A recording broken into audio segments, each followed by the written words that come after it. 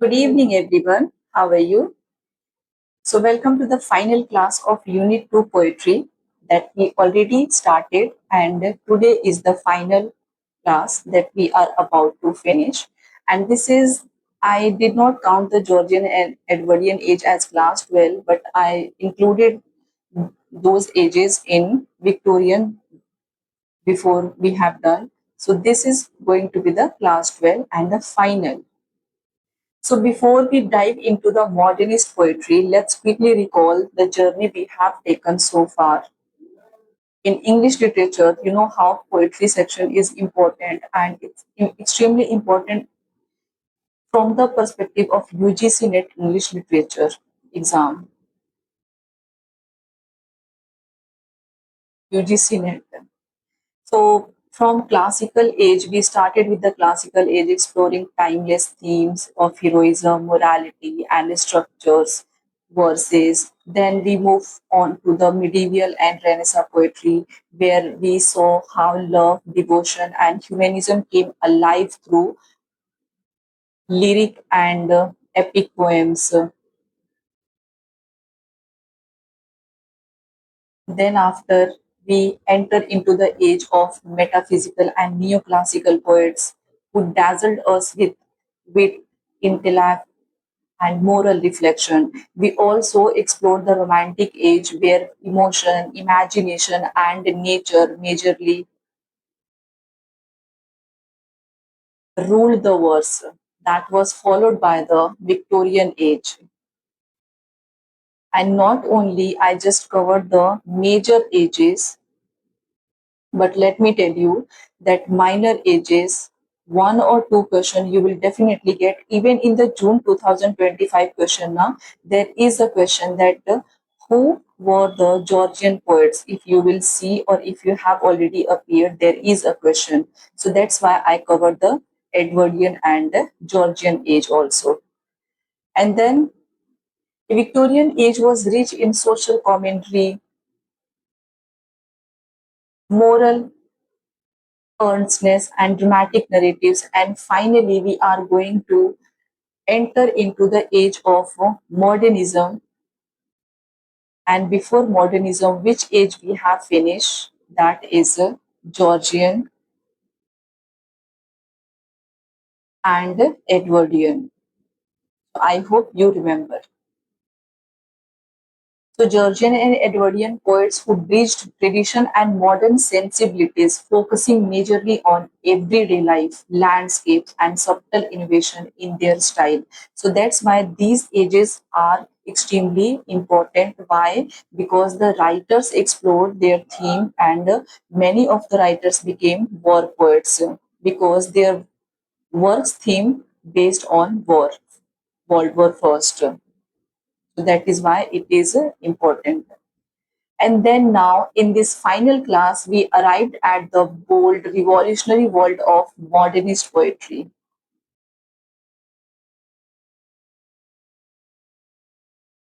Modernist poetry, and here we will see how experimentation, fragmentation, and the modern consciousness will redefine the art of poetry itself.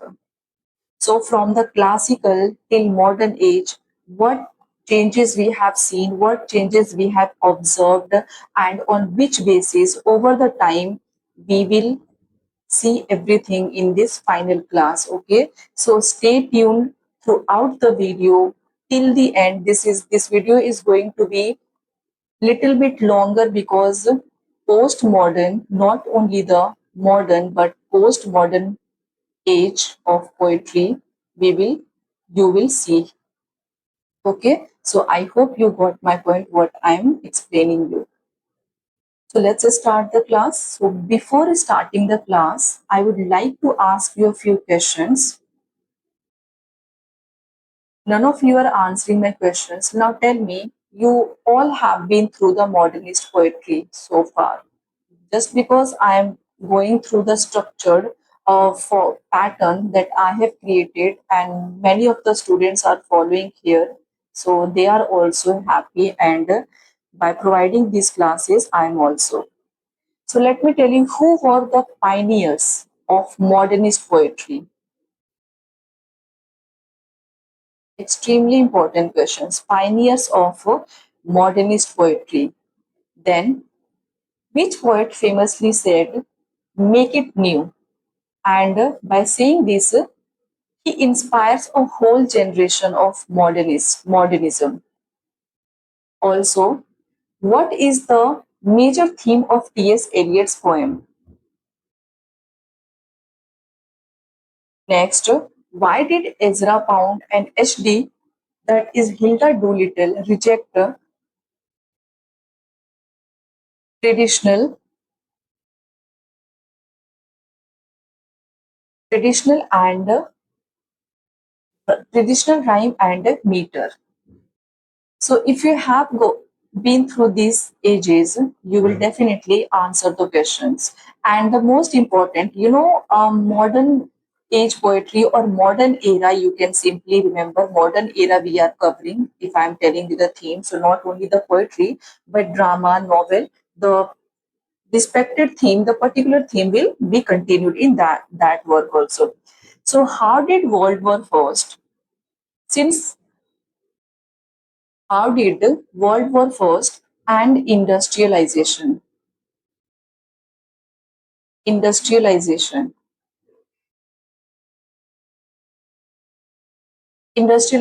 influence modernist poets, their themes, their style of writing?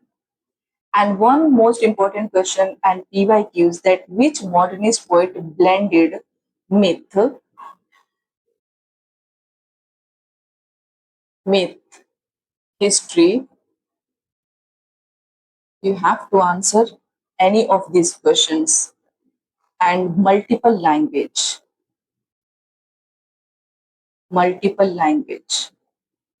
So do quickly comment your answer if you're watching the video. If you have joined the Telegram, I'm waiting for your answer.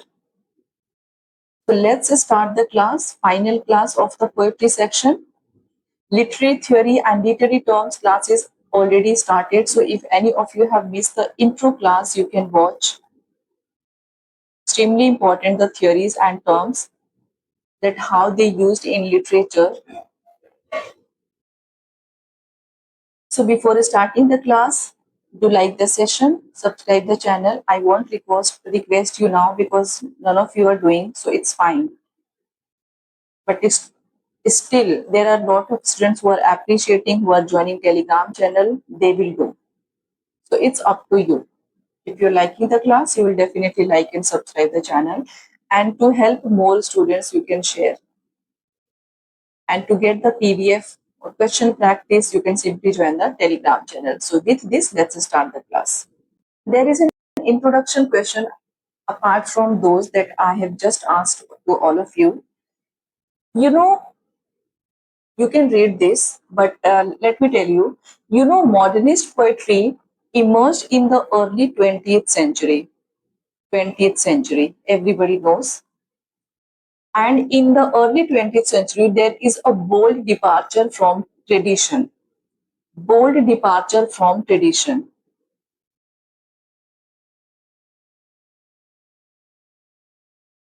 who rejected rigid forms and predictable rhyme schemes. The one that we were prevailing since Georgian era. In modernism, when you will enter, everything was rejected because there are many influential writers who have created their own. Modernist age majorly explored the complexities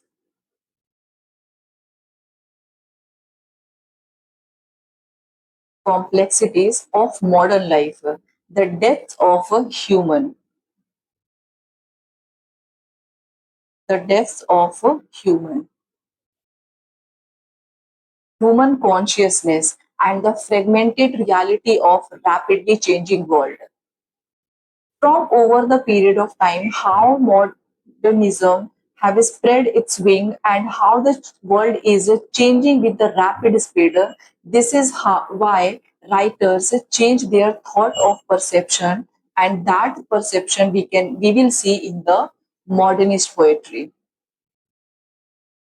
So not only the rapidly changing world, the writers from T.S. Eliot, extremely important, pioneer of modernist age, T.S. Eliot's introspective masterpiece to Ezra Pound's precise imagism, modernist poets we have W.B. Yeats who reshaped literature and how we experience poetry today. Everything we are going to see in this video. Okay, everybody, so let's start here. The one thing that I have just told you, mentioned here, modernist poetry emerged as a reaction against the strict forms, ornate language, and moral certainty of the Victorian and Edwardian eras. That was influenced by industrialization, World War First, and rapid urbanization. You can simply remember this before the modernist poetry, before the modernist age, the earlier writers, the earlier age were majorly inspired by those respective themes that were prevailing at that time. But now, if you if you are a part of modern age, you will see that these things are now vanished, and you will experience totally different life. You will now focus on human consciousness. You will now focus on the what is the complexities of modern life, how the world is changing. So here, new philosophies, poets sought to break away from tradition, capturing fragmentation, uncertainty, and inner consciousness in fresh ways. In modernist poetry, we are talking about.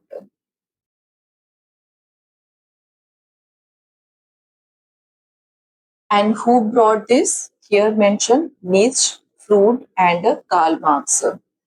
Then emergence of modernist poetry in English literature following the Victorian and Georgian periods was a complex and multifaceted process. It was driven by significant societal and cultural shifts from the tradition to the modern, as well as a consciousness desire to break with established literary traditions. Now, here the writers are more about to establish their own literary traditions that is that will highlight the modern complexities, modern eras, consciousness, and human perception. The key factors that you have to remember about modernist poetry, modernist age here that also influenced the modernist era.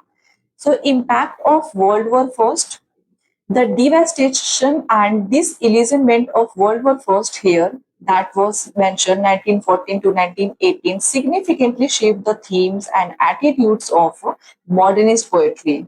You can also understand like this that this thing changed the perception of human thinking.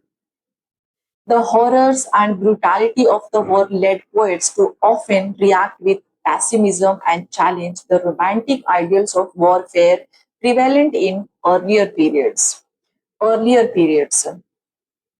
Everything you can say that modernist poet writers now more into challenging the earlier traditions, earlier themes that were somehow prevailing in the earlier ages. In this also, industrial revolution and urbanization. Rapid industrialization and urban growth transformed society, leading to feelings of fragmentation, alienation, and a sense of lost community.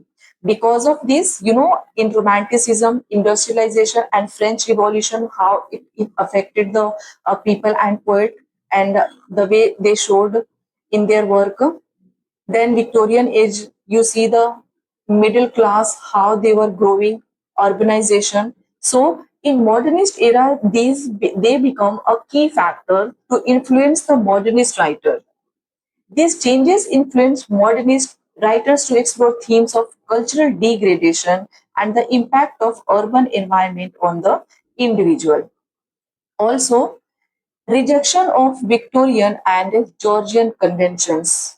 What were the themes, style, technique, perception, thought that the Victorian and Georgian writers were following? Modernist writers totally discarded them.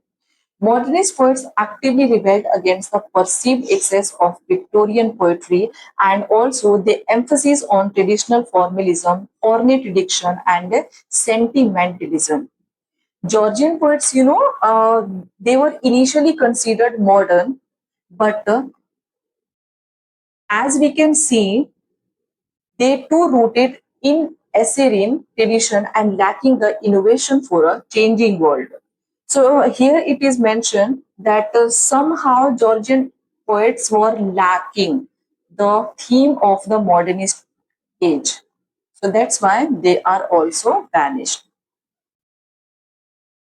Next, the key factor that influenced modernist age is influence of other artistic and intellectual movements. It's extremely important developments in impressionism, symbolism. It's important who is the writer who majorly work on symbolism. Symbolic poet known as Cubism and psychology, that is, you will see Freudian theory influenced modernist poetry. These influence encouraged experimentation or focus on subjective experience and new ways of representing reality in their own style. Then another you will have here desire for new forms and expressions. Modernist poets dissatisfied with existing literary forms that were somehow followed by the all the previous ages writers till the Edwardian age sought new ways to convey. So modernist age writers now sought found new ways to convey their thought, meaning of the work, and express the complexities of the modern world. In their work, they highlighted that what is the complexion, what is the highlight of the modern world and how this world is going to be complex for the human relationship, human living. So this led to experiments with language, structure, and techniques such as we have free verse and a stream of consciousness techniques. It is also one of the literary terms. In modernist age now, you will find one such theme is extremely important, and that is you will have here symbolism, imagism, fragmentation, alienation, disillusionment. These are the keywords of modernist era you all have to remember anyhow. Throughout my video, I was keep telling you to, if you want to identify age, you have to remember the keywords of the particular period. So themes of alienation, disillusionment, the aftermath of World War First and societal changes led to the themes of loss, fragmentation, disillusionment, and a questioning of traditional values. It is basically like if people are so into the traditional values, then why they are into the World War? Why are they killing the people? Why are they creating such mess for human, for each for themselves? So that is what the question of modernist age writers, that this is not a humanity. If you are killing your own people, if you are ruining, if you are destroying your own country, if you're destroying your own assets, then what is this? Then why are you mentioning the traditional values that you are so into that? So this is like that. So now the most important thing, what are the themes of modernist poetry? Alienation and isolation, very, very important. What does it signify? This theme, disconnection from society and the self. People losing their self. Fragmentation, life depicted in disjointed images and narratives. Loss of faith and certainty, skepticism toward religion, morality, and grand narratives.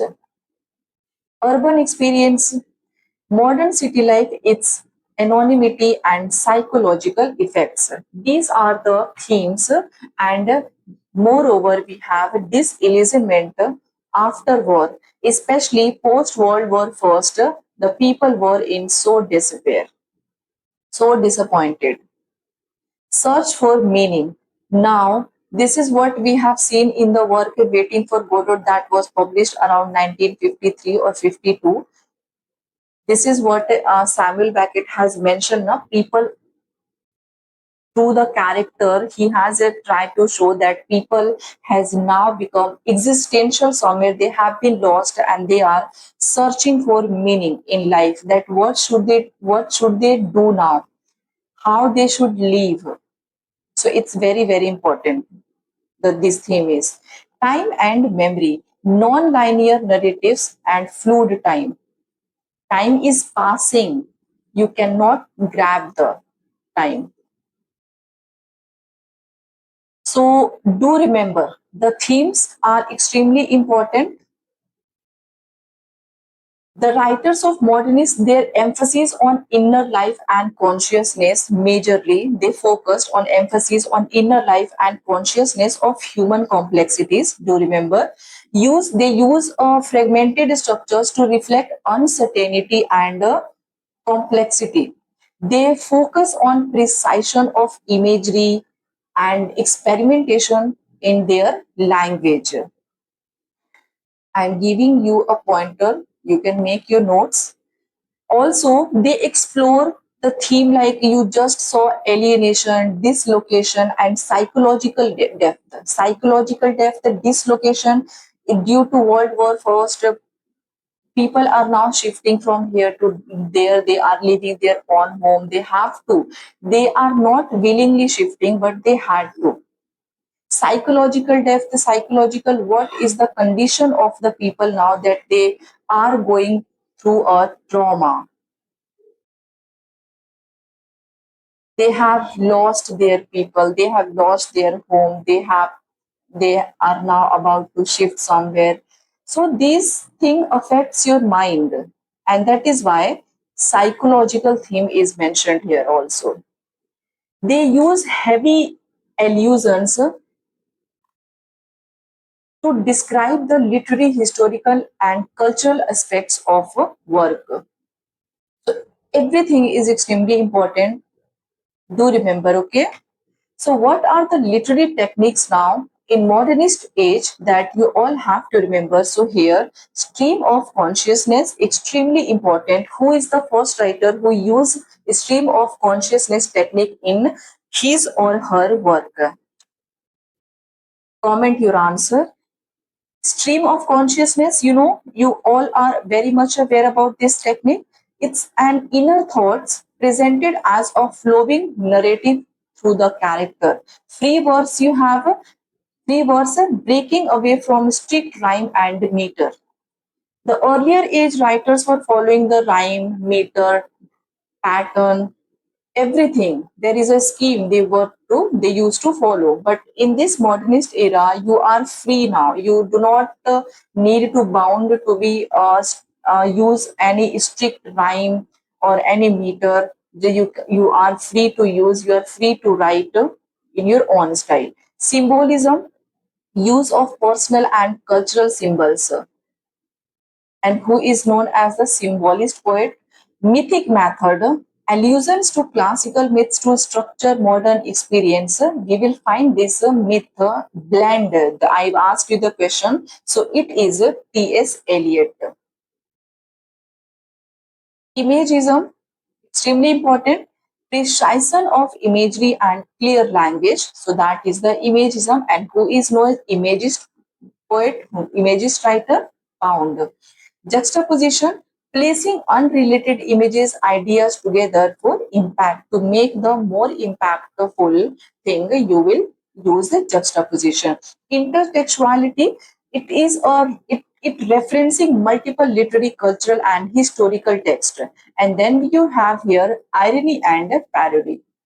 It is subverting traditional forms and ideals, changing. So this is what are the literary techniques and literary themes of modernist poetry. Then on the basis of the exam perspective, especially helpful for all the English literature exam, but majorly UGC net English literature. This thing you have to remember the major moments in this age.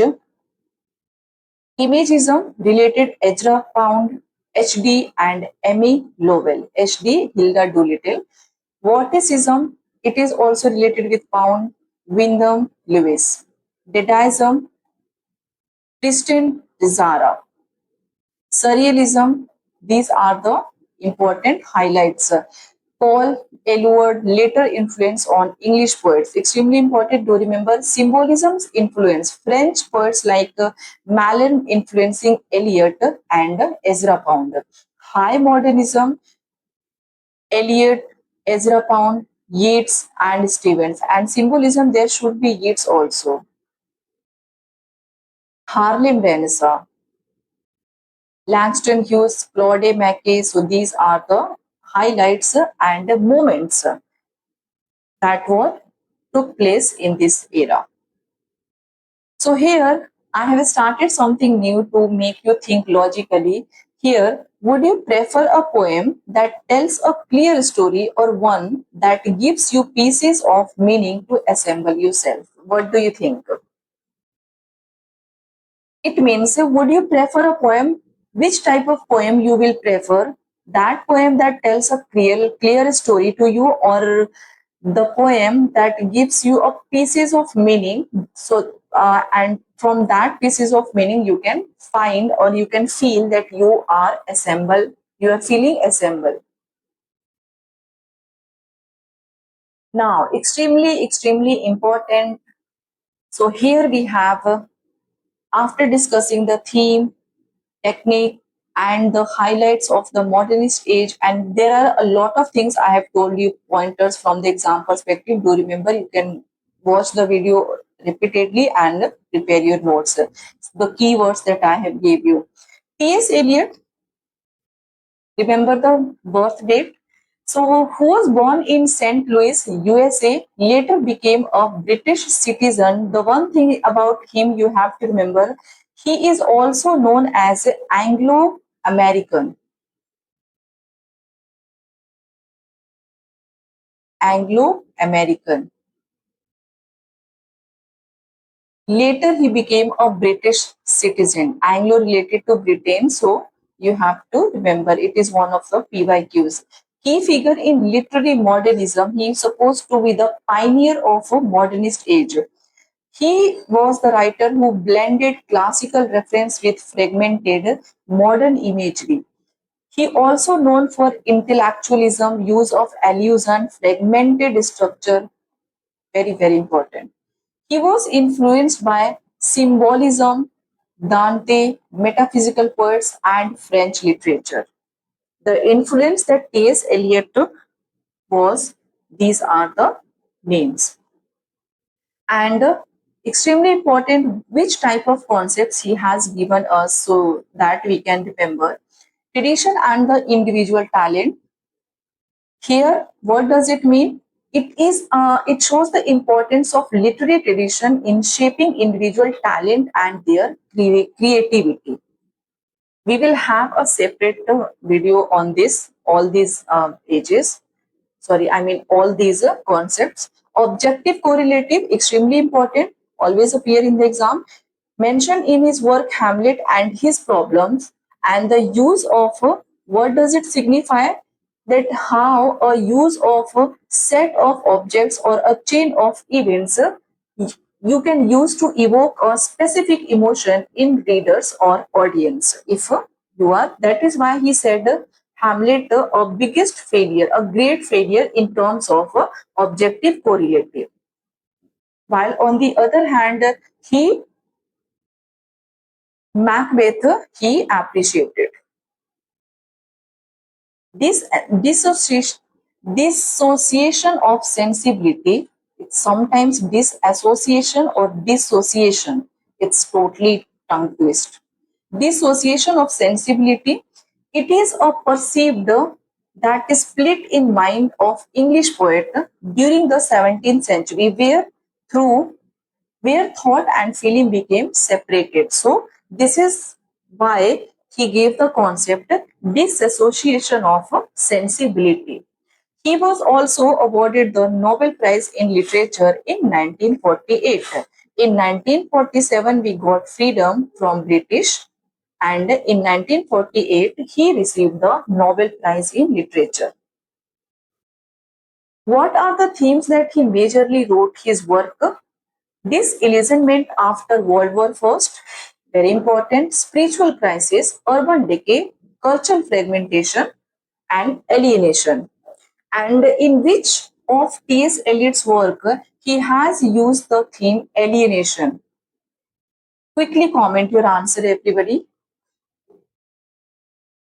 Now, let's explore that what were the major poems by T.S. Eliot, and not one, two, three, but there are so many poems, there are so many works that T.S. Eliot known for, and the first one we have here, the love song of J. Alfred Prufrock. Extremely important, and there are so many questions we get from this question, whether it's one liner, famous quotes, lines, characters, thought, everything we get from this single work. So the love song of J.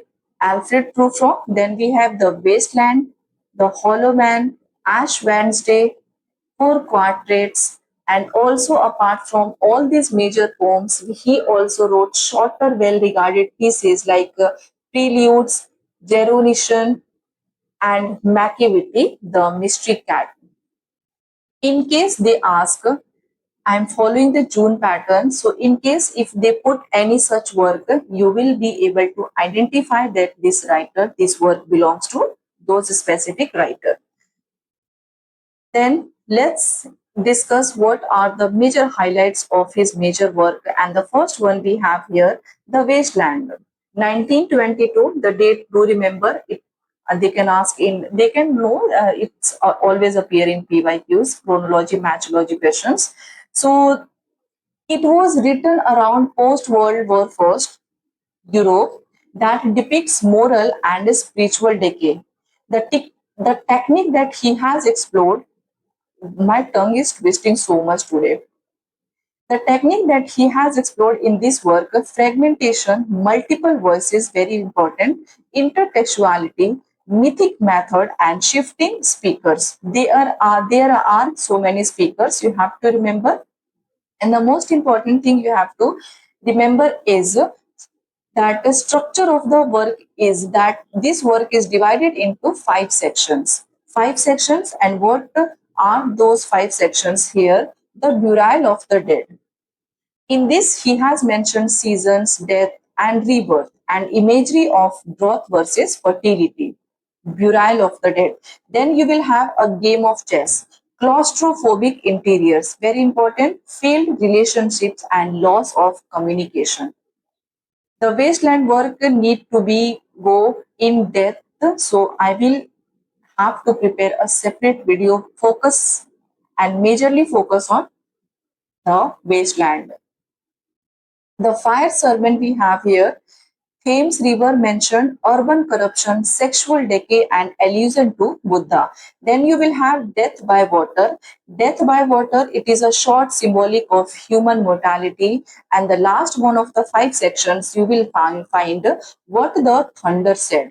So they asked also that which are the work that is divided into five sections of the wasteland by T.S. Eliot. So you can remember these five sections name. What the thunder said, it is apocalyptic imagery, quest for salvation, ending with Shanti, Shanti, Shanti, in which work this Shanti, Shanti, Shanti has been mentioned. So it is the T.S. Eliot's The Wasteland, and in which section? So it is the section 5, What the Thunder Said. What the Thunder Said.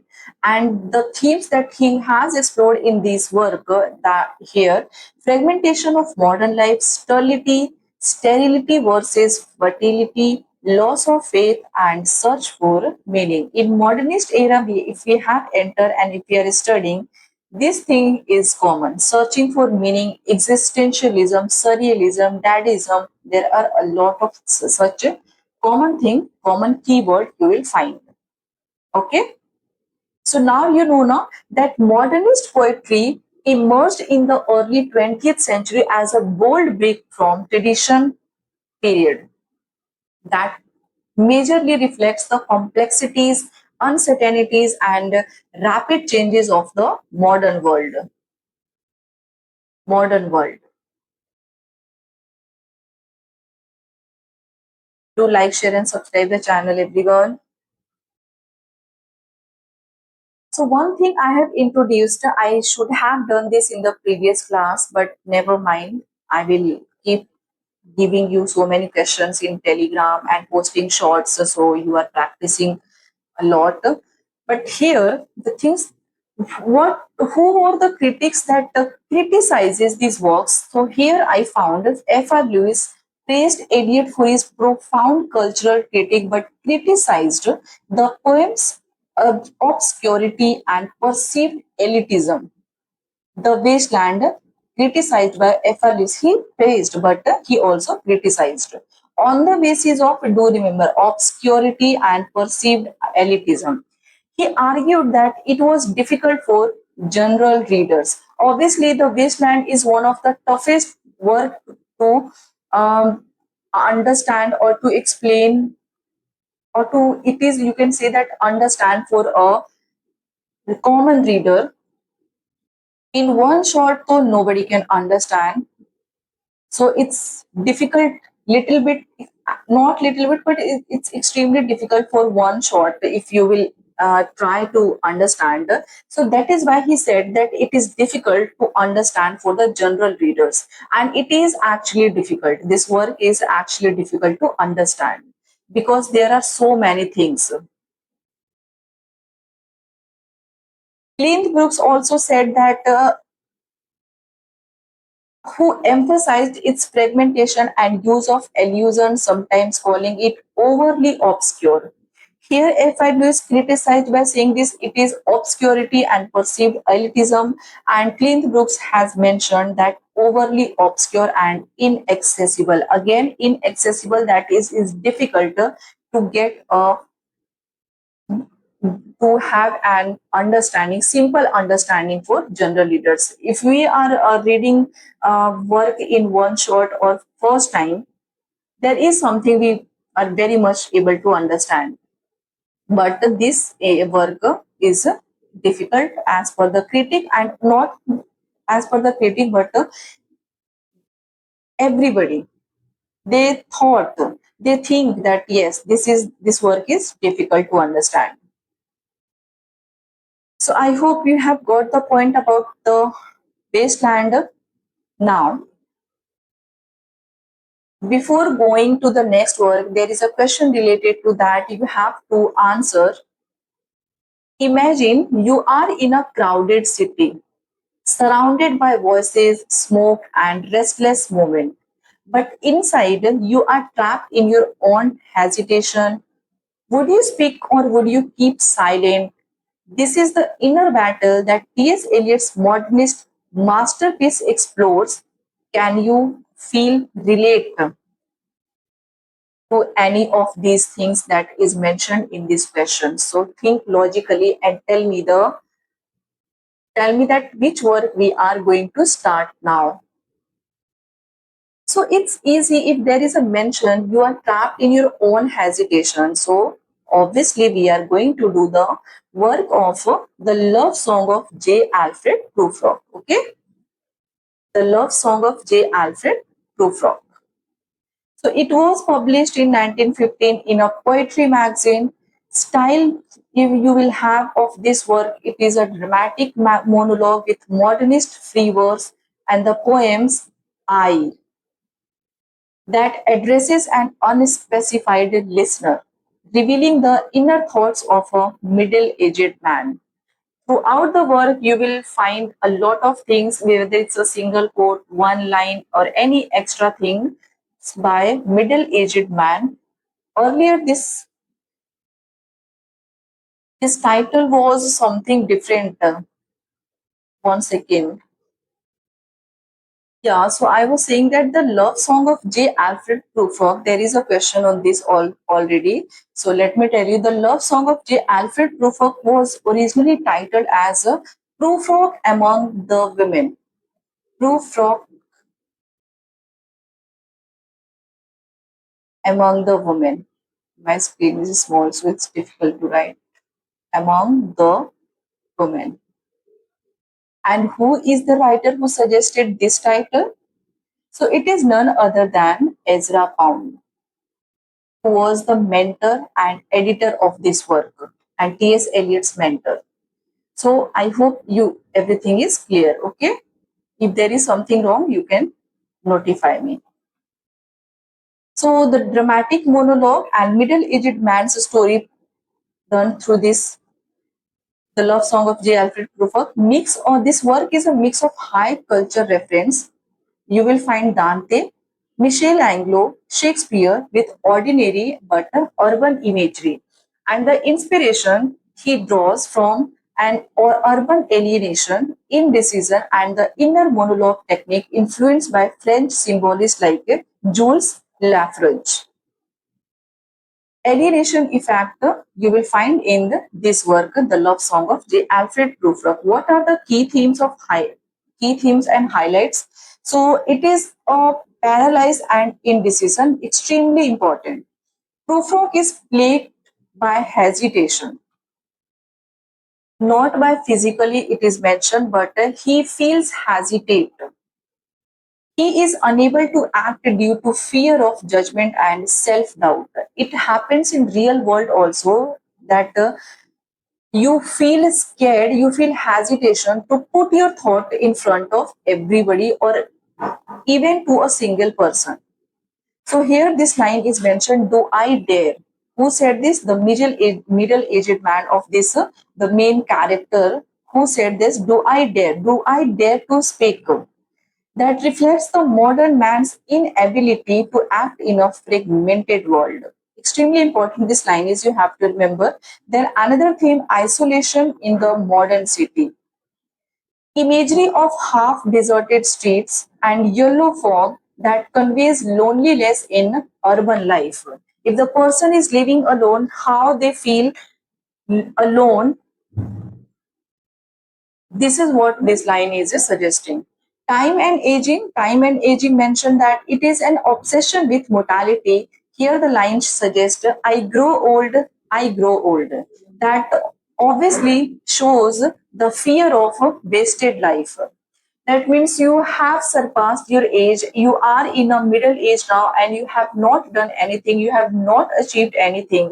So that will be your waste of life because of fear, because of hesitation, because of isolation. There are so many things. You have just wasted your life. So this is what he has mentioned here. Then fragmentation of thought, stream of consciousness style and technique that mirrors the fractured inner state of the narrator. Okay, I hope this point is clear to you about the love song of J. Alfred Prufrock. And another important themes, irony and self-mockery. The person who mock himself. Prufrock's grand emotional struggles are undercut by trivial details like peach eating, you remember this, showing modernist disillusionment despite calling it a love song. It contains no romantic fulfillment. So this is the peach eating that shows modernist disillusionment of the speaker. Despite calling it a love song, it contains no romantic fulfillment. What is the title suggests that the love song of J. Alfred Prufrock. But throughout the story, if you read now, you will find nothing that will show you something related to love. So this is a totally unjustifiable. Then modernist signature of this work, it is in free verse, no fixed rhymes or pattern, juxtaposition of high culture and mundane details, that is coffee spoons, extremely important. It is a PYQ, do remember, and deep psychological interiority. Techniques that he has explored here, shifts in time and perspective by the speaker, intertextual references, Dante's Inferno, the Bible, John the Baptist, and Hamlet. An unconventional imagery, yellow fog that rubs its back upon the window panes that suggest urban pollution and cat-like movement. Everything about this work is extremely important to remember. Now also the key quotation you have to remember, do I dare disturb the universe? The person who he hesitate, he is saying that do I dare disturb the universe? Captures modernist self-consciousness and hesitation, that how much the person has a hesitation type of something, that he is asking that do I dare or do I disturb the universe, or do I dare to disturb the universe? There are a lot of quotations from this work. You have to prepare your notes. Okay. Then another work by T.S. Eliot you have here, Four Quartets. It is a four long poems. In this you will find Burnt Norton, East Cocker, The Dry Salvages, and The Little Gidding. Important. Published in 1936 to 42, written during World War II. Structure of this work, you will have four long poems here that is mentioned. Form, meditative philosophical poetry blending Christian theology, philosophy, and personal memory of this work, Four Quartets by T.S. Eliot. This is also important from exam perspective. This work is influenced by Christian mysticism, Dante, and Eastern philosophy. Dante mentioned in each work because T.S. Eliot, he was influenced by Dante. So that is why. Key themes that he has explored in four quartets and the four long poems that is mentioned in this: time and eternity, spiritual quest, war and human suffering, and cycles of life, and then unity of opposites. Unity of opposites. So everything is mentioned here in line, that what these lines suggest. Time and eternity, the central paradox, the present moment as the meeting point of past and the future. Spiritual quest, exploration of redemption, divine love, and inner peace. And war and human suffering, you all know that this work is written during a time of chaos, yet seeking spiritual and stillness. Cycle of life, the life we have, we born, then we die, and then renew. That means in my beginnings is my end. If we are born, we will definitely die. Unity of opposites, stillness within moment, life within death. Stillness within moment and then life within death. So do remember these themes. Notable points that you have to remember here: repetition of phrases and motifs creating a musical symphonic effect. Rich in Christian imagery, the four quartets work you will find, yet universal in its search for truth. And the final poem, Little Gidding, that reflects wartime destruction and spiritual renewal. It is a PYQs of the question, so you have to remember. And here the key quotation of this work: all shall be well and all manner of thing shall be well. From four quartets, this quotation has been taken.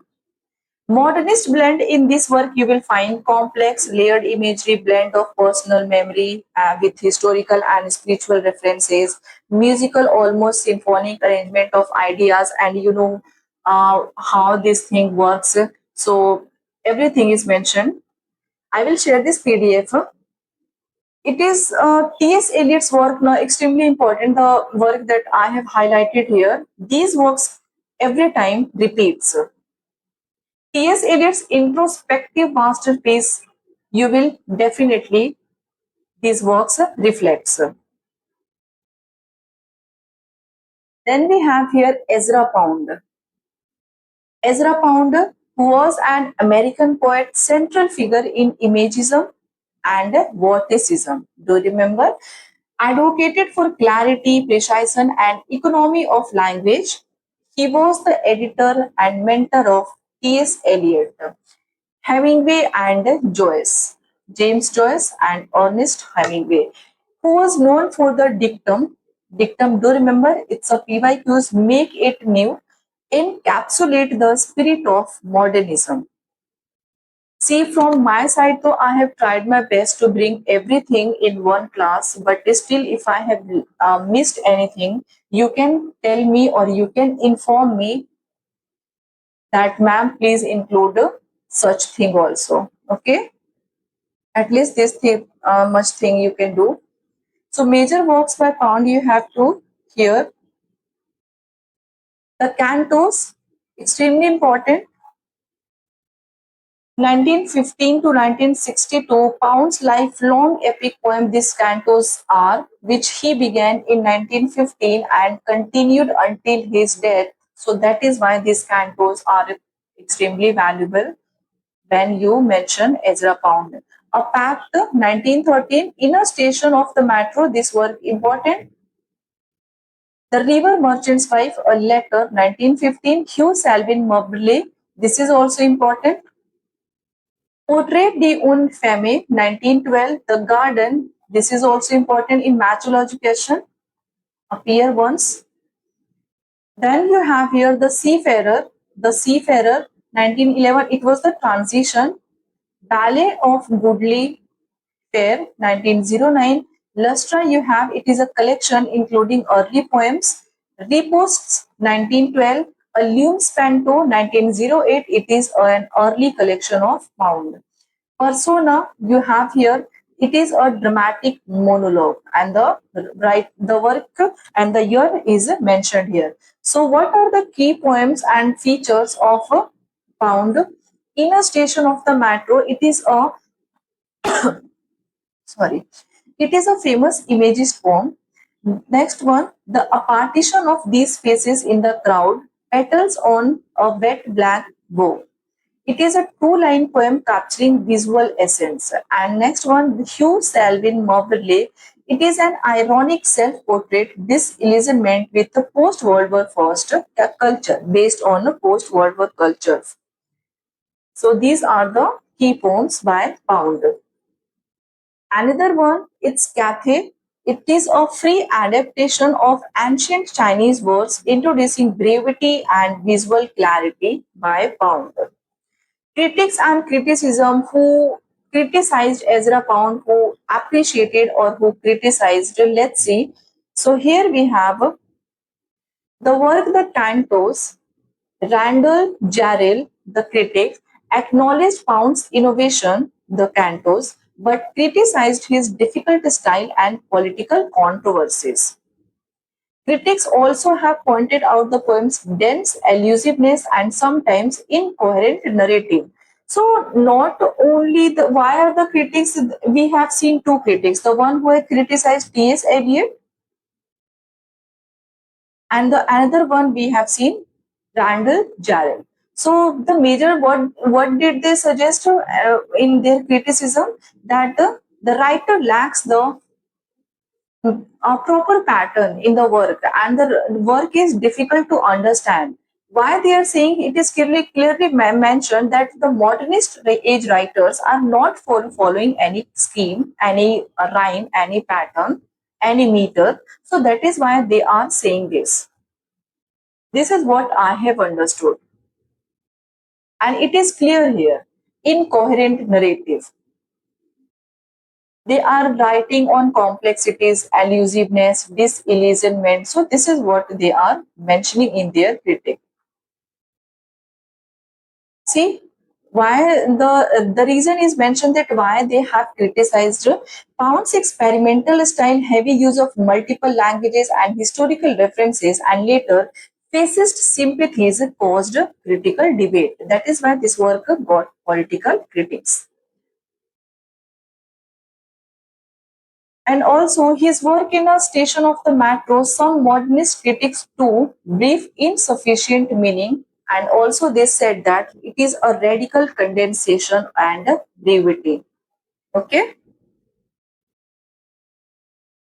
now. So it's W.B. Yeats, William Butler Yeats. He was born in Dublin. Ireland in 1865. He was majorly an Irish dramatist and poet. Okay.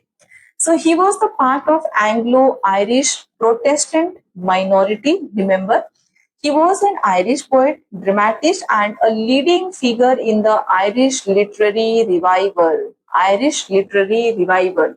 The first Irishman to win the Nobel Prize in Literature in 1923. First Irishman. He bridged late Romanticism and Modernism. It is everything is filtered out, so you don't need much explanation. You just have to remember. You have to just memorize. He was the founding figure of Abbey Theatre in Dublin, along with his fellow writers. He also served as a senator. Who is a senator? A senator is a statesman, and also I have mentioned the meaning here. Who is a person who works in the government. From now on, if there is something difficult word that majorly because there are a lot of beginner who are connected with me, so for them I will explain the meaning of the difficult word. In the Irish Free State in 1922 to 1928. He died in France in 1939. This thing you have to remember. His body later returned to Ireland for burial. He was influenced by Irish mythology, mysticism, and political turmoil. And also he shifted from lush symbolism to harder, more modern diction in later years. He became. So he was the W.B. Yeats, that means William Butler Yeats. And let me tell you, his one or two work I have really appreciated and I like. The one is Sailing to Byzantium and Adam's Curse. So let me tell you, he has wrote so many poems. So you have to remember in according to the period. So early period, there are a lot of. Then you will find the middle period and the later period. So accordingly, I have arranged here.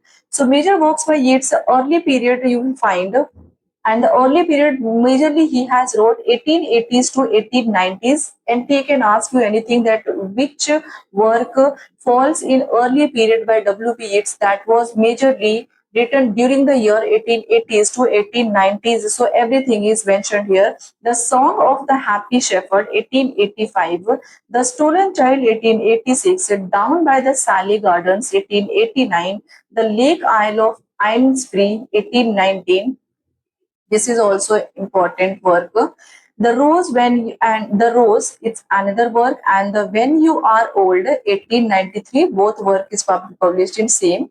The Secret Rose 1897 and The Song of Wandering Aeginus 1899. So these are the works that are the part of early period that was written during the year of 1880s to 1890s.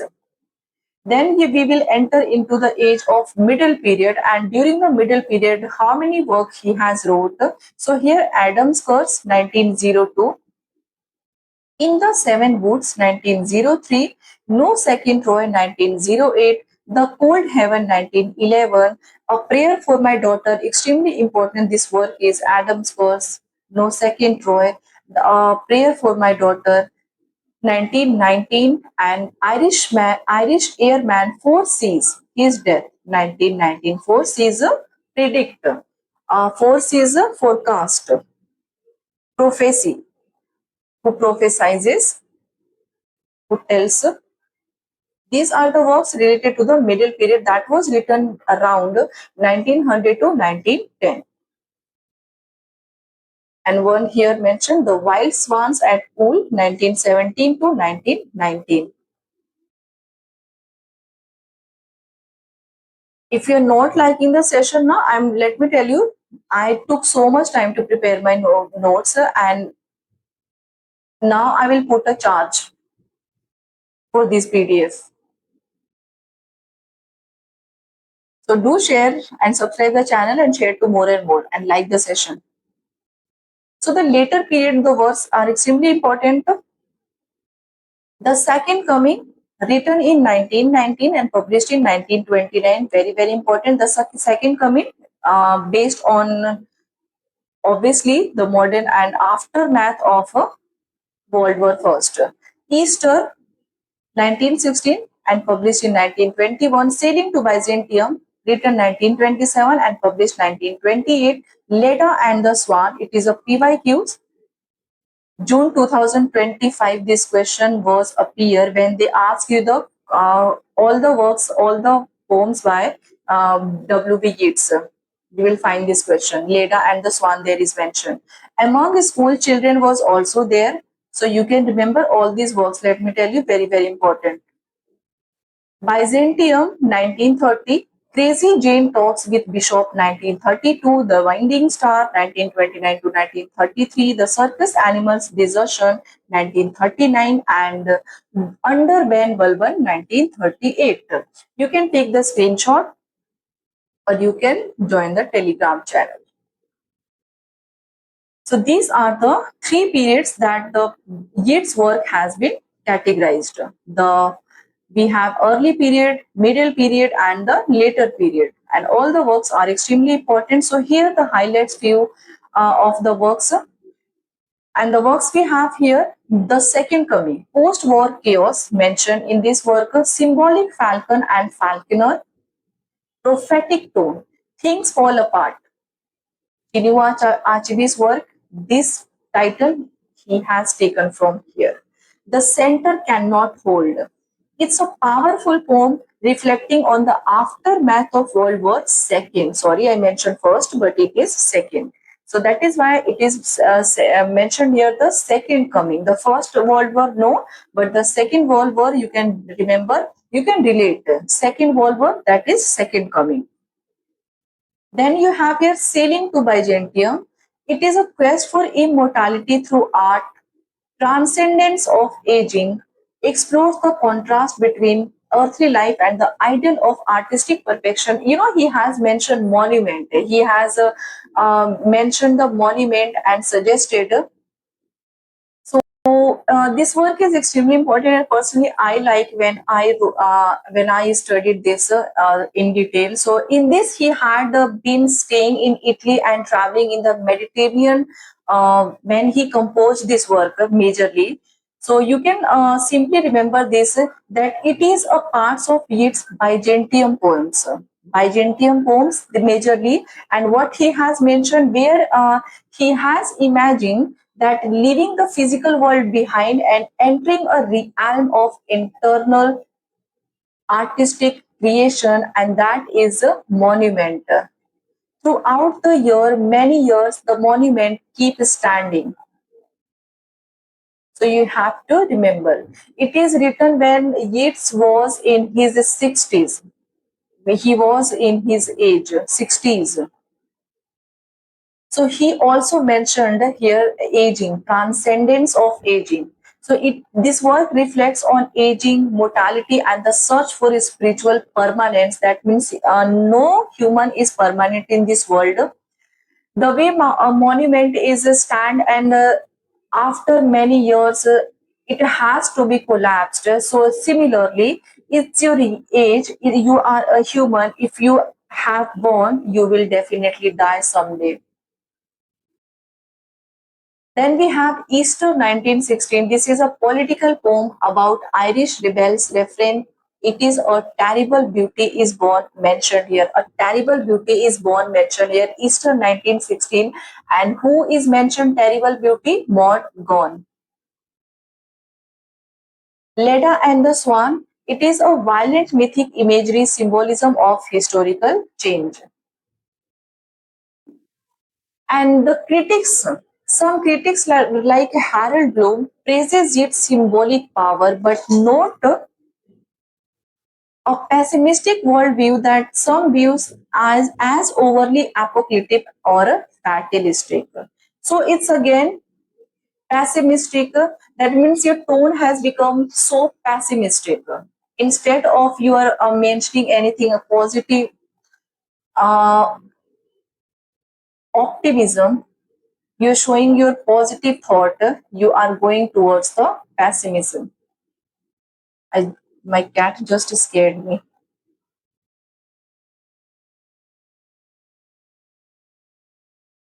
Yeah, she's very much fine, and now she's running here and there.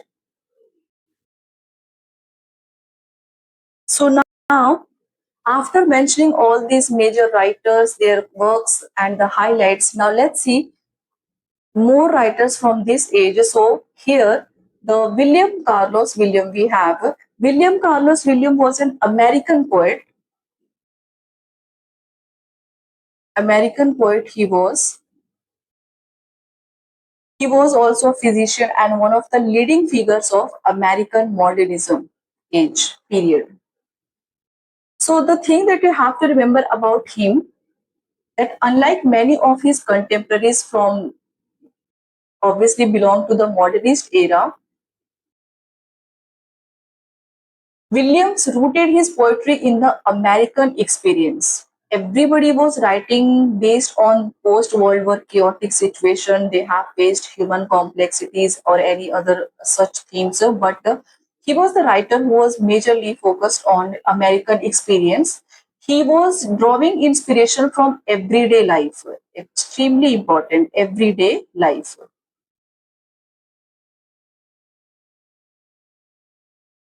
He followed ordinary speech and local scenes.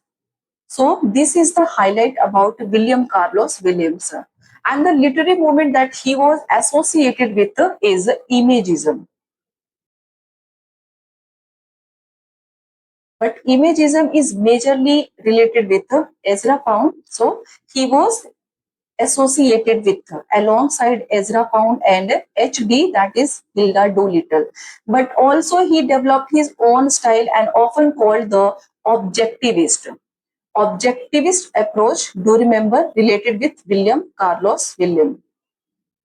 Objectivist. It's objectivist approach related with this writer. Okay. He majorly focusing on direct, concrete presentation of things. Okay, so these are the things.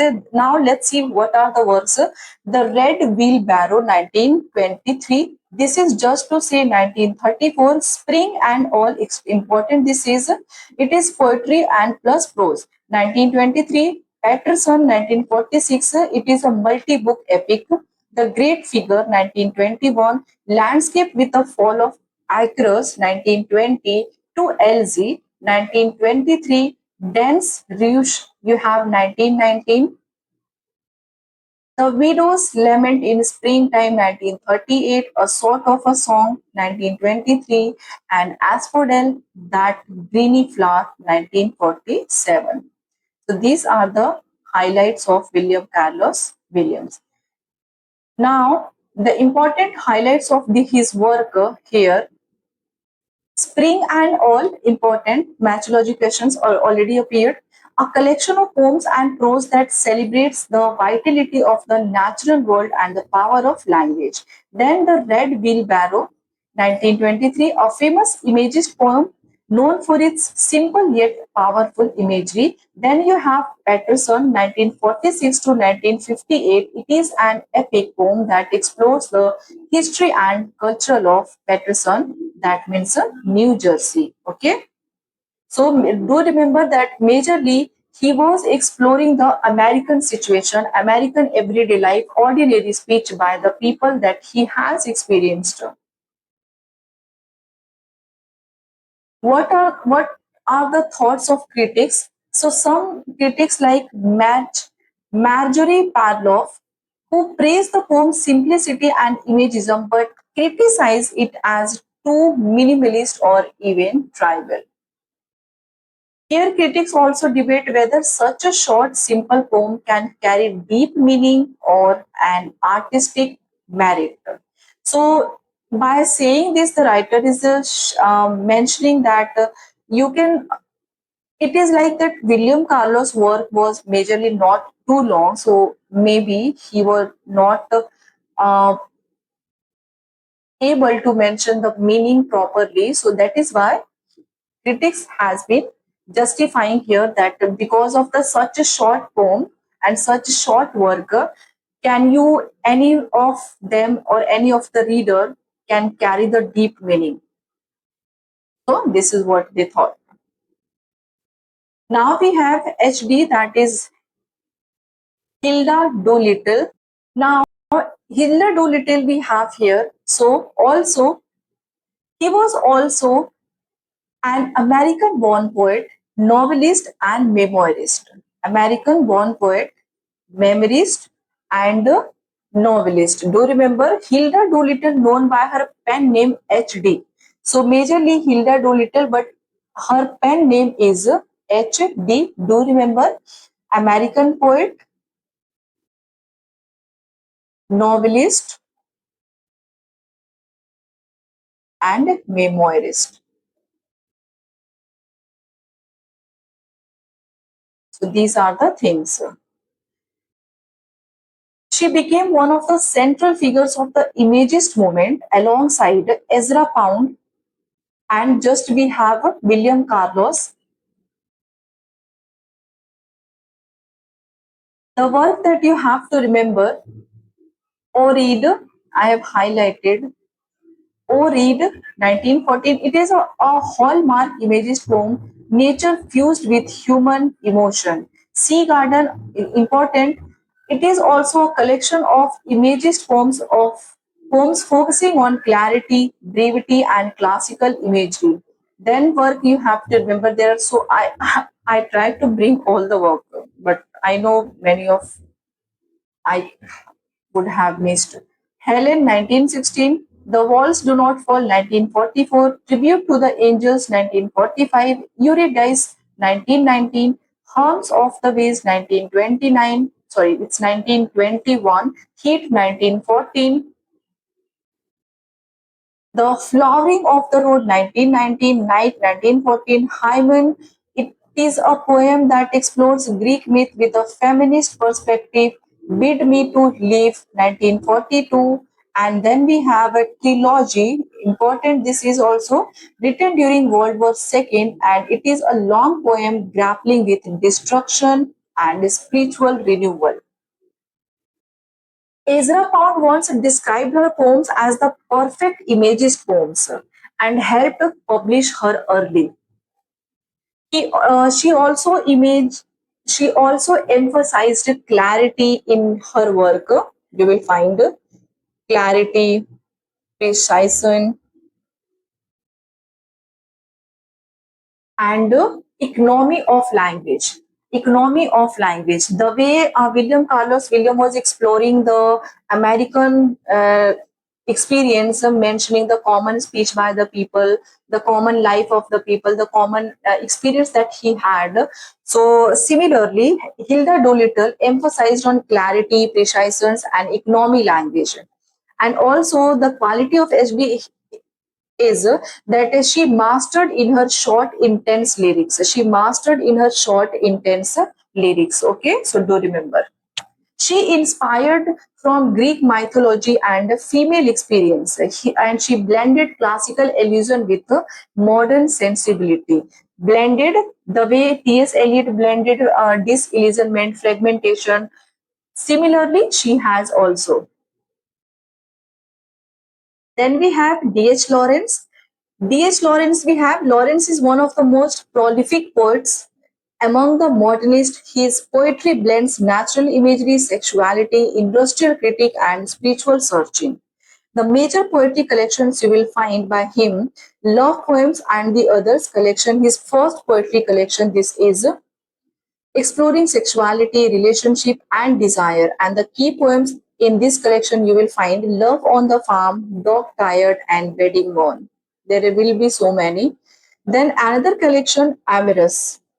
It is a volume of early intensely emotional poems of love, passion, and tension. And the major work that you will find in this collection volume is Winter in the Boulevard, Tired, and A Baby Asleep After Pain. There are so many collections by D.H. Lawrence. Look, we have come through 1917. It is also a collection. It is written during his marriage with the Preda that celebrates love, struggle, and spiritual renewal. And the work that you will find in this collection here, Song of a Man Who Has Come Through, Manifesto, and Bay Hanif. Then another collection, Bay. 1919, it is a shorter poems written during World War I, mixing war experiences with natural imagery. Then another collection you will have here, New Poems 1918, that is based on experiment that reflects free verse and sharp imagery. And what are the works? Moonrise, the mowers, and the fireflies in the corn. Then another collection you have here, Bird, Beast and Flowers 1923, his most famous collection inspired by his travels in Italy, Australia and Mexico that celebrates nature, animal and primal life forces. And the key poems that you must not forget, Snake, most anthologized Lawrence poem, The Mosquito, Bat, Meddlers and Sour Apples, and the Ass. Key poems.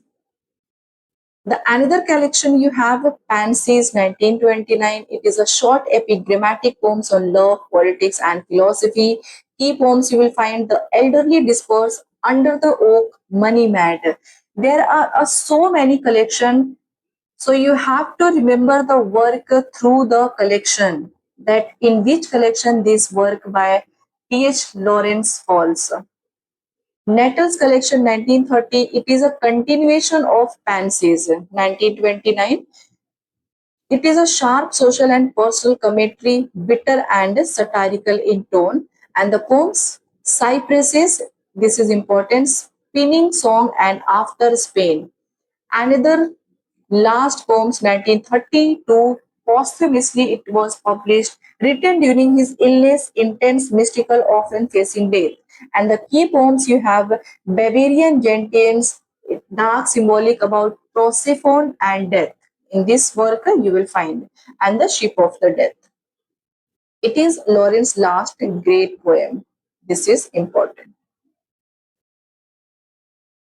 Majorly, D.H. Lawrence explored the themes like we have here nature as a living, vital force, exploration of sexuality and mimicry, conflict between body and mind, spirit and society, animals and plants as symbolic of primal truth, and struggle with death, vitality, and rebirth. Then we have here Robert Frost. Robert Frost. Frost is both traditional and modernist. His use of rural settings and colloquial speech conceals deep existential and philosophical themes. And which is the most popular work by Robert Frost? Do comment your answer. And also there are so many collections like D.H. Lawrence you will find here also. So the collection here first, stay A Boy's Will. It is a collection, and in this collection, there are a lot of work you will find. Into My Own, Ghost House, My November Guest, A Late Walk, Moving, The Tuft of Flowers, Reluctance, and A Prayer in Spring.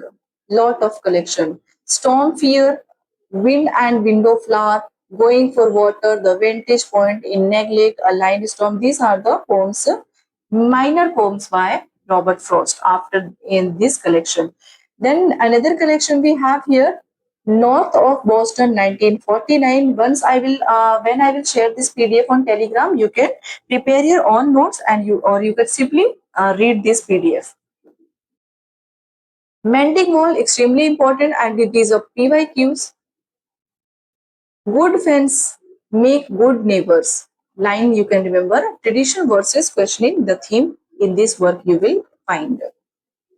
Another, After Apple Picking 1914, it is also important. Home Burial, it is also important. The Death of the Hired Man, that shows the loyalty, home and the dignity. And another minor works, A Servant to Servants, The Black Cottage, Blueberries, The Self-Seeker, The Wood Pie, The Mountain, 100 Callers, A Housekeeper, and The themes, all these works explore narrative monologue poems on New England life. Mountain Interval 1969 you have here, and in Mountain Interval collection you will find the most popular work by him is The Road Not Taken. 1916, choice, ambiguity and later self mythologizing, first poem in the book written in 1915. Very very important this work is, you know how much questions we get from this, and also matchology question this work appear. Then Birches, the Owen bird, out, out. Then you have here An Old Man's Winter Night and The Cow in Apple Time. There are so many. There is another collection, New Hampshire, 1923. It has won Pulitzer Prize. Stopping by Woods, important. On a Snowy Evening, 1923, and Miles to Go, Duty versus Desire. Fire and Ice, very very important work. Apocalyptic irony in 9 lines. This work is.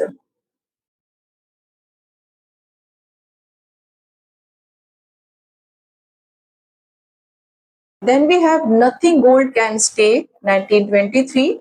Dust of Snow, The Need of Being Versed in Country Things, Gathering Leaves, The Star Splitter, On a Tree Fallen. There are so many minor works I have also included. Then another collection, West Running Brook, 1928, and there are so many works in this collection also, like earlier. So, Acquainted with the Night, Spring Pools, Tree at My Window, Once by the Pacific, 1928, and West Running Brook, The Lovely Shall Be Choosers. The Flower Boat, all 1921. Another collection who has won Pulitzer Prize of For the French 1936. And these are the works that you will find in this collection. Okay. Then another collection, The Witness Tree 1942. It is also won Pulitzer Prize. And there are the works, The Silken Tent, Never Again Would Birds Song Be the Same, The Most of It Come In. Another collection you have is Stipple Bush, Directive, One Step Backward. Another collection you have In the Clearing 1962, notable standalone work after all these collections, An Old Man's Winter Night, mm, in Mountain Interval 1916, that is based on isolation and age. So these are the standalone works published in later magazines. Then what are the quick exam cues that we have to remember about him? The forms that he has explored in his work, based on conversational blank verse, dramatic monologue, sonnet variants, and tight lyric. Hallmarks, he focused on rural New England settings, masking existential philosophical questions, colloquial speech, paradox, signature lines that you have to remember about his major works. Two roads diverged in yellow wood. It is a PYQ from the last year paper. I think it is June 2024 or December 2024 or 23. I have seen this question. The road not taken, 1916. Something there is that doesn't love a wall. It is from Mending Wall, 1914, and Miles to Go Before I Sleep, Stopping by Woods, 1923, What to Make of a Diminished Thing, The Owen Bird, 1916. If you will share these videos, that only these videos can get many views, and by getting many views, more viewers and more students will engage. They can see, they can watch, they can prepare. So please share, because I am putting a lot of my hard work, a lot of my time. There was a once a time I thought not to post because of the views.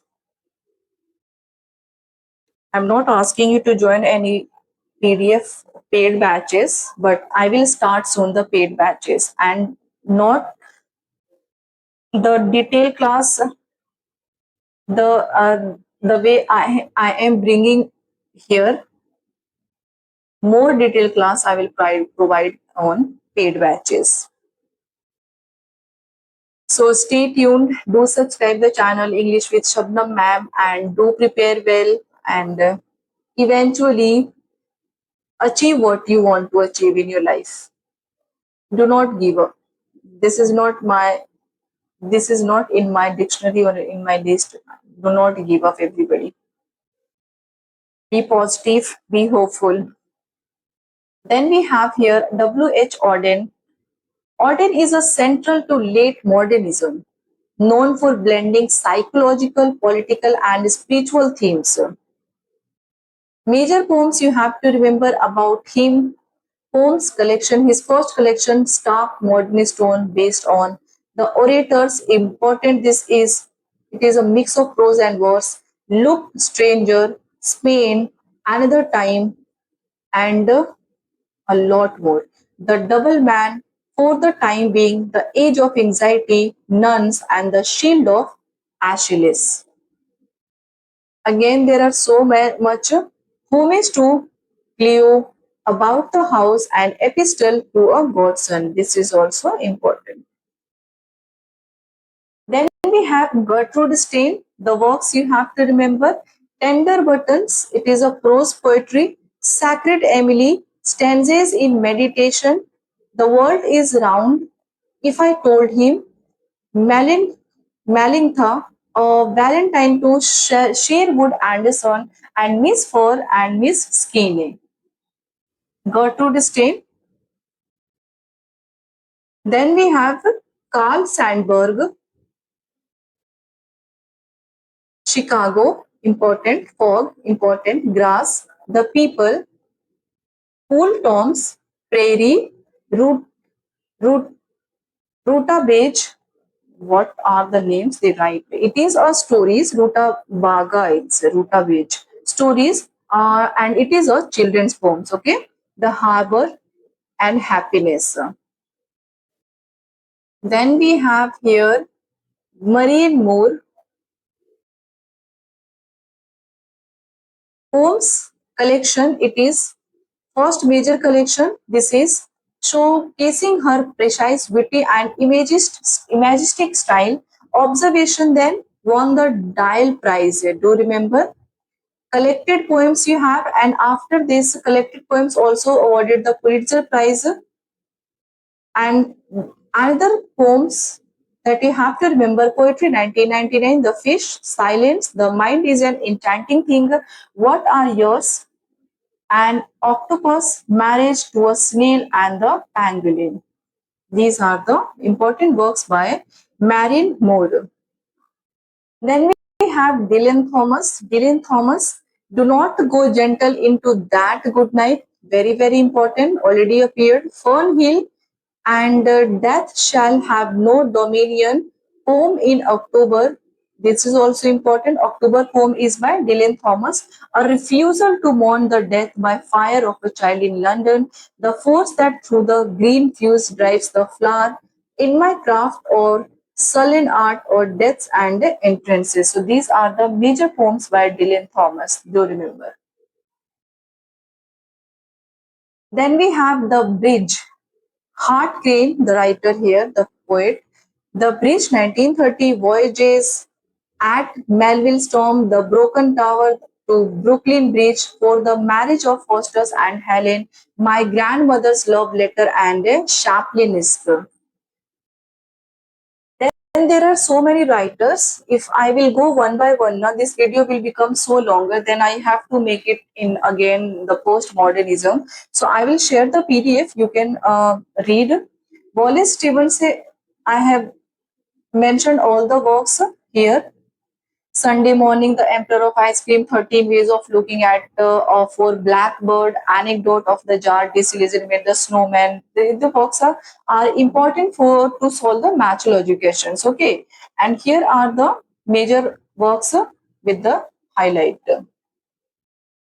Then, after mentioning all the major writers, here the minor modernist poets and their works that you have to remember. Hugh MacDiarmid, A Drunk Man Looks at the Thirster, to circumject Sanchrastus. Then you have Louis Zukowski, A 1927 to 1978. This work is it is an experimental long poem in 24 parts, objectivist anthology. Then you have George Oppen. George Oppen, discrete series of being numerous. These are the works. Then you have Lauren. Then you have Conrad Aiken. These are the modernist poets. Do you remember everybody? Juna Barnes, Edith Sitwell, Bastille, Bastille Bunting, F.S. Flint. There are so many.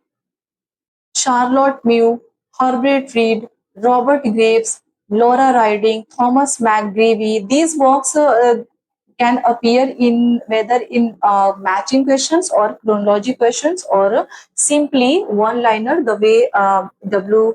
B. Yeats' work was appeared in one liner. By putting all the works in a sequence, they will ask you that do mention or identify whether these works are written by the specific writer. Okay, so these are the minor writers of the modernist poetry. Now we will enter into the postmodernist era. So what are the highlights of them?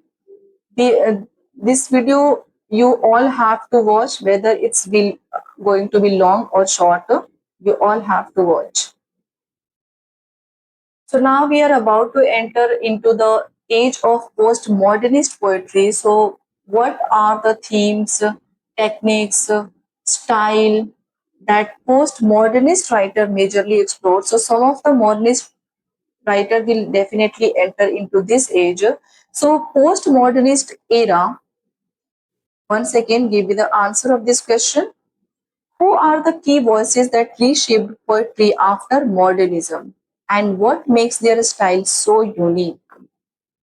Postmodernist era we will start just after the 1945 and till now, the present time. It will continue. So here, postmodernist era started mid 20th century, that is here mentioned, and it was, you can say, aftermath of post World War II. It was a reaction to both modernism and traditional literary convention. So you will find the blend of both traditions and modernist poetry. You see now how post modernist age writers totally discarded everything that was continued from the classical age. And in this age of postmodernist poetry, you will see the blend of or reaction to both modernism and traditional from their literary perspective. So let's see. Postmodernist poetry, which emerged in the mid to late 20th century, is often seen as a reaction against the principles and values of modernism. The examples, the values, the principles that a modernist writer has set, it was the reaction. Postmodernist writers reacted against their values. While modernist poets focused on the themes of alienation, fragmentation, and the search for meaning in chaotic world, postmodernist poets sought to challenge and deconstruct traditional ideas about meaning, identity, and language itself. Now you understood. Now it's very easy to understand here. The postmodernist movement is marked by its skepticism, playfulness, intertextuality, blurring boundaries, language centered, skepticism. You will find everything here: truth, reality, self, metaphication, low culture forms, high, irony, blend of everything. Fragmentation continues from modernist age in postmodern. So, this is also the continuation. While modernist poets aim to express the alienation and fragmentation of the modern world, postmodernist poets expanded these themes in a later period also. This is what I was telling you. So, postmodernism embraces the idea that reality is constructed, not a fixed. Reality is you can construct, that is not fixed. It keeps changes over the time. from tradition to modern, how you have entered, what you have seen, what you have experienced, how you have changed your perception. Now, earlier writers were experiencing the world based on their own thought of perception prevailing on that point of time and that point of time. But now the whole scenario is changed. Everything is changed. So here that is why it is mentioned that idea and reality is constructed but not fixed. And that poetry can reflect this by playing the form, structure, and the very concept of authorship. This genre often mixes humor and critical reflection that incorporates elements of pop culture, media, and technology. We are about in to entering into the 21st century. So these are the highlights: pop culture, media, humor, critical reflection, technology, form, structure, reality, everything. So key characteristics of postmodernist poetry that you have to remember here: metafiction and self-reflexivity. Postmodernist poets often reflect on the process of writing itself, questioning the role of the poet, the poem, and the reader. The text becomes self-aware and engages with its own construction. You, by saying this, by reading this, you have to remember the literary criticism, the new historicism, the new criticism, in which they have mentioned that the reader can find the meaning by reading the text itself, not by focusing on the any external background. Intertextuality. In this, you will find the heavy borrowing, references, and the blending of text. So here, the postmodernist poems frequently refer to or reinterpret other works of literature, creating layers of meaning, and these references can be ironic, playful, or critical. Then you will find playfulness and irony. There is often a sense of playfulness or absurdity and irony with poets blending high and low culture and using humor to critique societal norms. So that also celebrates ambiguity, parody, and self-awareness in a playfulness manner. Then you have fragmentation and non-linearity. Fragmentation continued from modernist era. So like modernism, postmodernist poetry is often fragmented, but it can also be even more disjointed with non-linear narratives and collage-like structures. That you can say it is also disjointed with humor, irony, or deliberate absurdity. That continues this thing from modernism. Plurality of voices and perspectives. Postmodernist poetry embraces multiple voices and perspectives, rejecting the idea of a single authoritative narrative. Then the last, absence of absolute truth. Absence. There is a rejection of the idea that poetry or literature can convey a singular truth, leading to a celebration of ambiguity or contradiction. That is also, you can say, that challenges grand narratives, universal truth, and fixed meaning. Also, in this age, you will find the experimentation. Experimentation on the basis of visual poetry, collage techniques, non-linear forms. Skepticism of authority, you will also find that challenges grand narratives, fixed meanings. Blurring boundaries, you will find here that mention the high and low art, high and low culture, serious and comic, poetry and prose, everything. Simply bland. Now, let's discuss who were the major post-modernist poets and their works. So, first one we have John Ashbery, important. He was considered one of the most important American post-modern poets. Ashbery's work is known for its complexity, ambiguity, and linguistic playfulness. And the theme he explored: identity, perception, language, reality versus illusion, and the creative process, everything. Now, one thing you have noticed: ambiguity word is appeared in the postmodern age. I told you to remember the keyword. Then you have a style he used dense, elusive, layered with a shifting perspective, and the key poems self-portrait in a convex mirror, the skaters, and the instruction manual. The themes he explored in his work, Ashbery is known for his complex, multi-layered poetry that challenges the boundaries between reality and illusion. Okay, techniques and styles he followed. Ashbery's poetry is often opaque, filled with ambiguous imagery and language. Techniques related with the writer you can remember. Important work you have to remember: self-portrait in a convex mirror. This work is one of Ashbery's most famous and won several prestigious awards. It explores the themes of identity, that is part of the postmodernist era, self-reflection also, and the tension between representation and the reality. The poem engages with the concept of the self in a fragmented world. Like, do you remember? You can relate this with the love song of J. Alfred Prufrock. Okay. Then another writer we have Frank O'Hara. Another central New York school poet, O'Hara's work captures the vibrancy and immediacy of urban life with wit and spontaneity. And themes he explored: city life, art, friendship, love, pop culture, and personal experience. And the style that he has followed: conversational, informal, playful, spontaneous, often written quickly in a stream of consciousness style. Okay, so Frank O'Hara, postmodernist writer. The key poems by Frank O'Hara we have Lunch Poems, The Day Lady Died, Why I Am Not a Painter. Okay, O'Hara's work is filled with spontaneity, wit, and irreverence.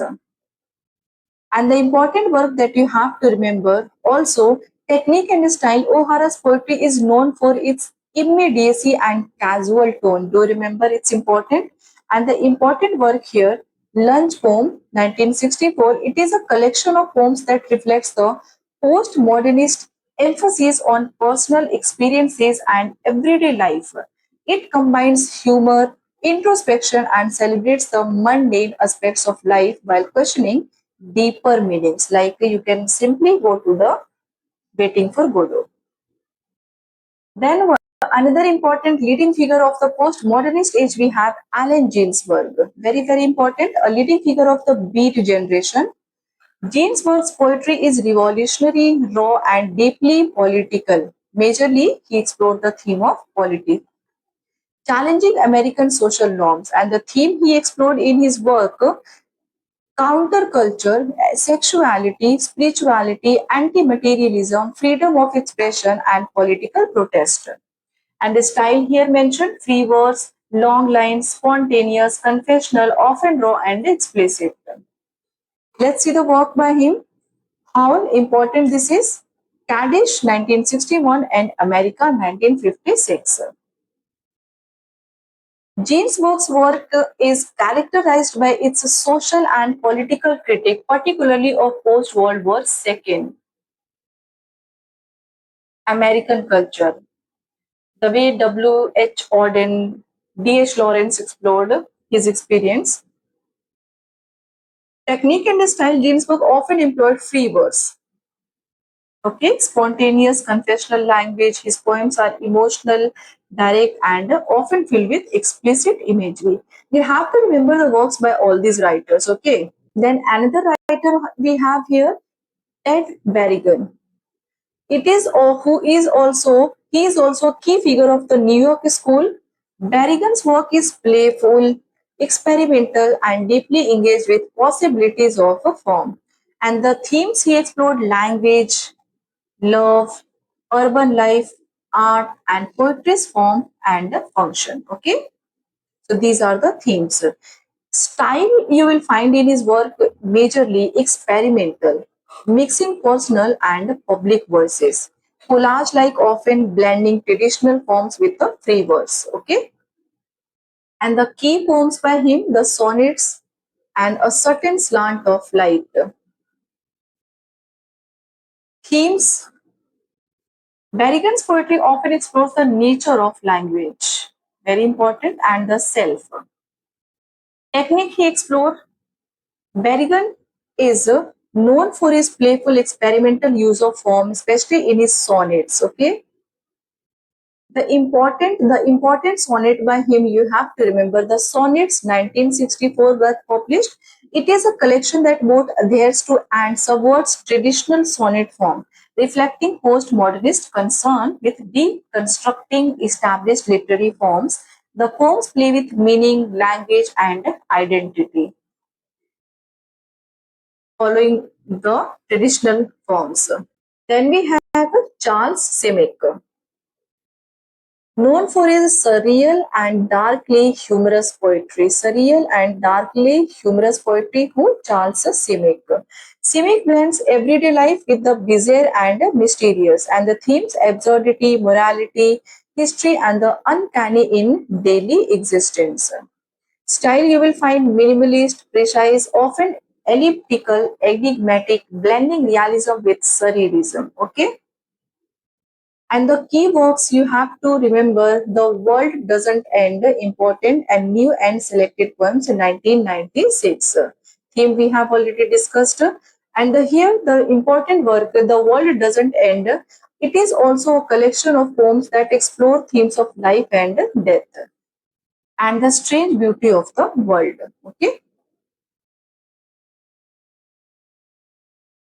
Another important writer of postmodernist age that you have to remember, Robert Cayley, a leading figure of Black Mountain poets and postmodernism. Creeley's poetry often examines human relationship and communication and theme intimacy, language and silence, love, identity, and the limits of expression. And the style, again, it's minimalist, economical with words, short lines, conversational tone with the fragmentation. Okay.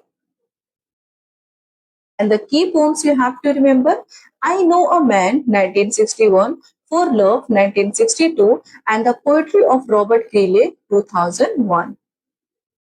And here is most important how we can forget her. It's a Sylvia Plath.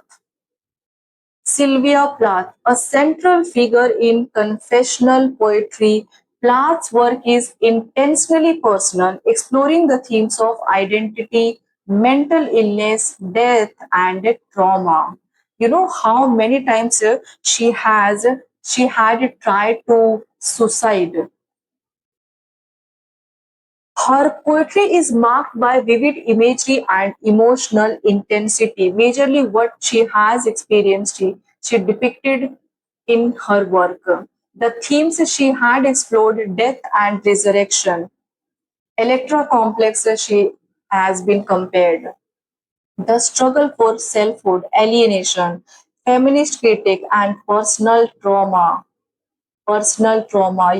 She loved or she married to Ted Hughes, I guess.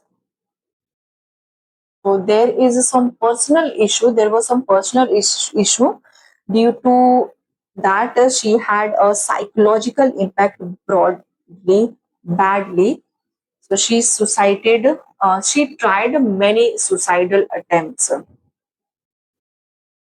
Style majorly confessional. All the works by her you will find confessional tones, symbolic, lyric, emotionally raw, often using metaphor and striking visual imagery.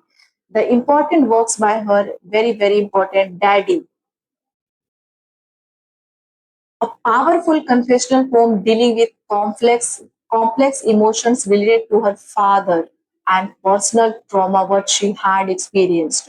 Ariel, again, it's important, a landmark poetic collection exploring the themes of death, rebirth, identity, and rage. Lady Lazarus, again, it's very important, a confrontational poem about survival and resurrections. The Colossus, Plath's first published collection with themes of loss and emotional struggle. Then we have Tulips 1961, Morning Song 1961, and Cut 1962. The major theme you will find in her work, Plath's poetry explored the themes of death, identity, the self, mental illness, her work is deeply personal, often exploring her own struggles with depression and her place in the world. There are many people who get psychologically affected by personal issues, trauma. Important work you have to remember here, Ariel, it is a collection that demonstrates Plath's shift to more intense and surreal language. Okay. And then criticism, critics like Barbara Hardy and Linda Wagner Martin have examined Daddy for its intense conventional style and controversial treatment of the father figure. Hardy, Barbara Hardy criticized the poem for its emotional excess and potential to reinforce a victim mentality, while Wagner Martin praises it for revealing female anger and repression. One critic here is saying bad thing, criticizing badly, while the other one, that is Linda Wagner, praising, appreciating that what she has mentioned, but notes that some view it as a broad-line melodramatic. Okay, and what is the reason for the criticism that the poem's stark imagery and personal trauma push boundaries of poetic decorum, eliciting debates on whether. And let me ask you the question that which Indian writer is also known as the confessional, use the confessional tone in her work? If you know, do comment your answer. So, modernist era and any other ages, I have also mentioned the minor writers with their work. So here I will share the PDF on the Telegram channel. You can prepare your own notes, or you can simply read from this PDF. It is very helpful. I have combined both the modernist and postmodernist ages in this PDF. So it is going to be extremely valuable. David Antin, you have here the writer. Robert Duncan, you have Gary Sayers, Gary Snyder, James Merrill, Amiri Baraka. Important actually, Amiri Baraka, do remember. Langston Hughes, related to Harlem Renaissance, it's important. Diane Wokowski. So these are the highlights and everything about the from tradition, classical age till modern, post-modernist era. We have seen everything. We have experienced everything. There are so many keywords, there are so many themes and techniques, but when you will go age by age, you can remember everything very clearly. Everything is mentioned, and all the PDF of the class I have shared on Telegram channel. So if you want that notes PDF, you can simply go to the Telegram channel. The link is given in bio and descriptions. Okay, everybody. So here the postmodernist poetry is distinguished by its playful, ironic, and often fragmented in nature, followed by the modernist era. It challenges traditional literary forms and conventions. The poets highlighted here from John Ashbery's complex exploration of self and language of Sylvia Plath, that is emotional and confessional, based on identity. There are so many things you have to learn. Then finally, this is the end of the unit 2 poetry section, and we will enter into the new unit. So do prepare your notes from this section, because after this I will bring you the more than 200, 300, 500 questions based on all the ages of poetry. So what you have to do, this class is approx 2 hours, so you all have to watch. If you can see 6 hours, 12 hours long marathon, 2 hours class is nothing for you. The dedicated student will definitely watch. So finally, we are about to end. We will end. We have ended actually, not end, not about, we have ended. So I hope you have liked the session. How do you like now? This is the final class. At least now you can tell me that where I lack, where I go well, where I went well. Everything you can say, or no, it's no problem. Okay, everybody. So I'm not going to take much of your time. We have already taken so much. To like the session, subscribe the channel, join Telegram, and get ready for the next unit. And also, which unit I'm going to start next, also do comment. If any of you want comment, now let me tell you, I will put a charge on all the PDF by in the next class through by the next unit. Seriously, I'm saying this. You know how strict I am. So take care of yourself and bye bye.